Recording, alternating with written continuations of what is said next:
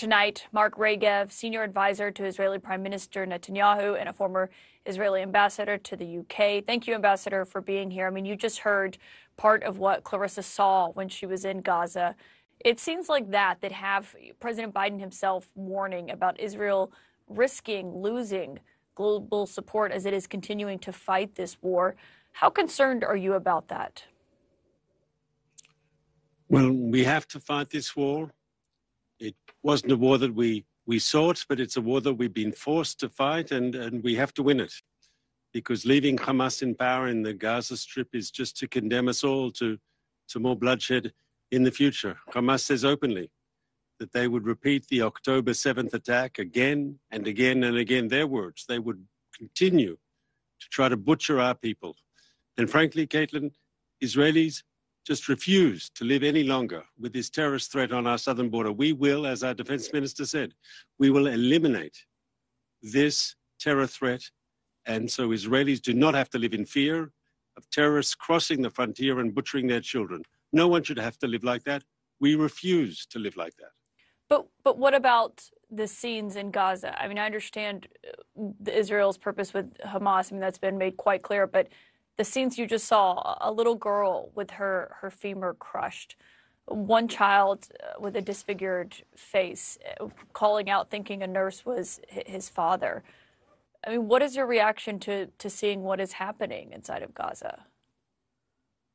So obviously it's an ongoing tragedy. But your reporter was visiting a field hospital established by the United Arab Emirates, a field hospital that Israel has encouraged. And there are other countries that are setting up field hospitals. And this is part of a humanitarian effort that Israel is facilitating, that Israel is supporting, that Israel is encouraging other countries to get involved as well. We want to see, as we pursue Hamas, who is a bitter and brutal enemy, we want to see a maximum humanitarian effort for the people of Gaza, that anyone who has been injured in the crossfire between the Israeli Defense Forces and the Hamas terrorists, that there'll be medical support for them, other humanitarian support. We understand that's part of our values, part of our moral values, but we also understand that this is also successful counterterrorism.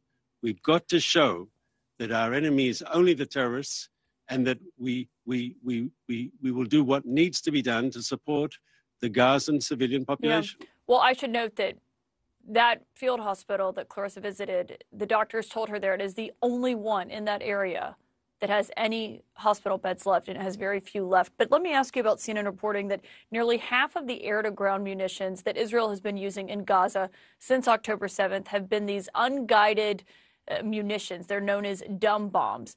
Would that not undercut the claim from Israel that you were trying to minimize the civilian casualties, given the very nature, the imprecise nature of these weapons? Not at all. Obviously, we're using different munitions, the sort of munitions that the U.S. Army uses as well. And if you read your own report, the CNN report, closely, you will see that the Israeli Air Force actually adopts tactics in the way we use these weapons to make them precision-guided, as good as precision-guided weapons. Because the idea that Israel just randomly targets Gaza, that we carpet bomb the place, that's just frankly not true. We are very specific in the targets we choose. There's a process, and it was shown to the Americans today, a process how we identify a target, how we choose the munitions for that target, that we look at the collateral damage to see, is there inordinate collateral damage that makes such an attack not viable? And then finally, do we only after going through a rigorous process of checking and balancing and looking again, do we actually launch such an attack on a Hamas target? So you feel confident that you can know where these unguided bombs, these dumb bombs, are going, even though they have a 40 to 45% accuracy rate. You feel confident that you know that it's actually landing on what you're targeting and not potentially a child in Gaza. Your own report, and I urge you to read it again, says specifically that the Israeli Air Force has adopted tactics in the way we drop those bombs that make them far, far more accurate. You quote a senior American official who's got knowledge on the subject who attests to that. I did read the report closely, but I think we still have to ask about what exactly Israel is using in Gaza. You mentioned showing the U.S. how you are trying to make those more precise. Jake Sullivan, President Biden's national security advisor is obviously in Israel. We are told that the U.S. expects that Israel will transition to a lower intensity strategy focused on intelligence-based raids in Gaza compared to what Israel is doing now. Is that accurate? And when does Israel plan to shift to that phase, Ambassador? So it's clear we can move to the next phase when we finish the current phase. And the truth is, in the northern part of the Gaza Strip, we've had very strong success. We're seeing more and more Hamas terrorists voluntarily surrender. They understand the game is up, and we're moving there ahead very quickly. And I think given a bit more time, we can do the same in the south.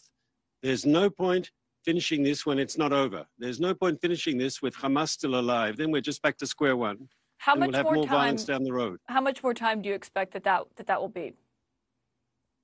I can't give you a specific framework now, but it's crucial the job is done right. There's no point going through all this and then just have to go through it all again and down the road. This has to finish in the right way, in a way that Hamas's military machine is destroyed, that Hamas no longer controls the Gaza Strip. That will offer a better opportunity, obviously, for the people of southern Israel, but also for the people of Gaza, who deserve better than this extreme terror regime. Ambassador, does that include with the death of Yahya Sinwar, that's when this phase will be over? Obviously, just as it was very important for the United States to take out Osama bin Laden after the terrible al-Qaeda attacks on New York and Washington, it's very important for us to take out the senior Hamas leadership. But that is one in a number of factors that has to be achieved for us to achieve the victory that we need. Okay, so that's a yes. He'll be taken out. That's only a matter of time. Ambassador Mark Regev, thank you for your time tonight. Thanks for having me.